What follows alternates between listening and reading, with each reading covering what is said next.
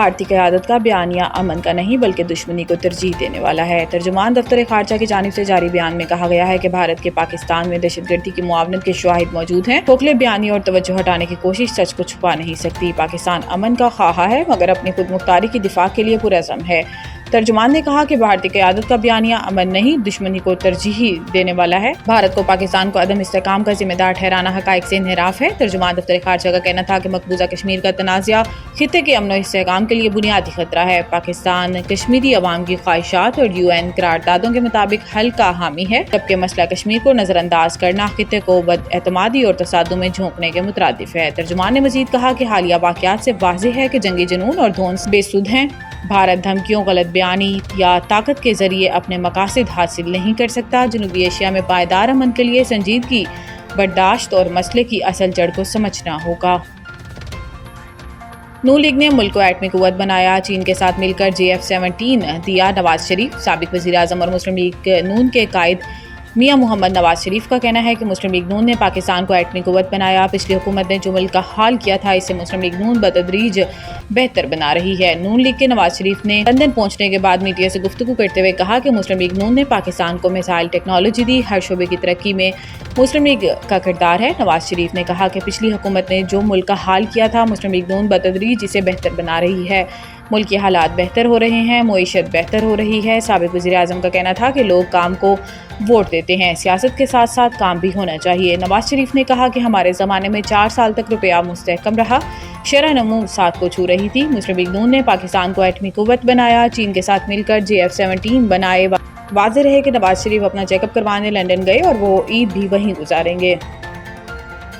قربانی کی کھالیں صرف چیریٹی کمیشن سے رجسٹرڈ اداروں کو دیں۔ محکمہ داخلہ پنجاب نے کالعدم تنظیموں اور ان کی ذیلی اداروں کی فہرست جاری کرتے ہوئے ہدایت کی ہے کہ شہری ان کالعدم تنظیموں اور ان کے ذیلی اداروں کو قربانی کی کھالیں نہ دیں۔ ترجمان محکمہ داخلہ نے کہا کہ انسداد دہشت گردی ایکٹ 1997 کے تحت کالعدم تنظیموں کی معاونت جرم ہے اور کالعدم تنظیموں کی امداد کرنے والے قانون کے شکنجے میں آئیں گے۔ محکمہ داخلہ نے کہا کہ قربانی کی کھالیں صرف پنجاب چیریٹی کمیشن سے رجسٹرڈ اداروں کو دیں۔ رجسٹرڈ اداروں کی تصدیق ان کے سرٹیفکیٹ پر QR کوڈ سے کی جا سکتی ہے۔ ترجمان نے مزید کہا کہ شہری یقینی بنائیں ان کی امداد دہشت گردوں کی بجائے صحیح حقدار تک پہنچے اور اس کے لیے رجسٹرڈ اداروں کی تفصیلات محکمہ داخلہ پنجاب کی ویب سائٹ پر دیکھی جا سکتی ہیں، جبکہ پنجاب چیریٹی کمیشن اور نیکٹا کی ویب سائٹ پر بھی تمام کالعدم تنظیموں کی تفصیلات ہیں۔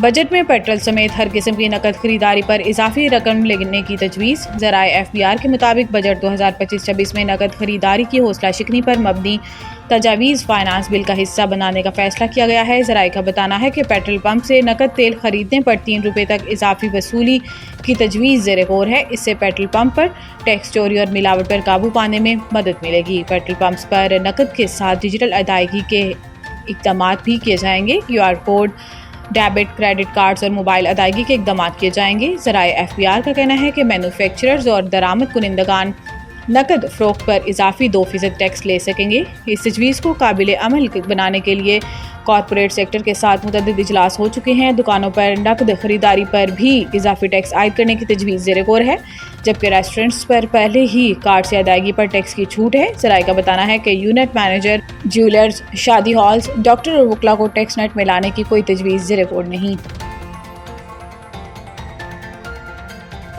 Pakistan Christian writers guilt Lahore branch کے زیر اہتمام UK سے آئے ہوئے شاعر کالم نگار جناب نعیم وائس کی کتاب پنجاب میں مسیحیت کا آغاز کی تقریب رونمائی اور مشاعرہ disciples fellowship model town S block Lahore میں منعقد ہوا، جس کی صدارت پادری فراز ملک نے فرمائی۔ پاکستان کرسچن رائٹرز گلڈ کے مرکزی صدر جناب جاوید یاد مہمان خصوصی تھے۔ صاحب کتاب شخصیت نعیم وائس تھے۔ معروف افسانہ نگار آصف عمران اور اسلام آباد سے معروف گیت نگار اور شاعر خالد امانوئل مہمانان اعزاز ہے، جبکہ نظامت کے فرائض پادری عرفان نشاد چودھری نے ادا کیے۔ اس خوبصورت تقریب کے میزبان Pakistan Christian writers guilt Lahore کے صدر معروف شاعر، گلوکار اور ایڈوکیٹ ڈاکٹر طارق جاوید طارق تھے۔ ڈاکٹر طارق جاوید طارق، ڈاکٹر عادل امین، خالد امانوئل، آصف عمران اور شفیق یوسف نے نعیم وائس کی کتاب پنجاب میں مسیحیت کا آغاز پر سیر حاصل گفتگو کی اور نعیم وائس کے پرداد پادری رحمت مسیح وائس کی سوانحی عمری اور ان کی خدمت کو سراہا۔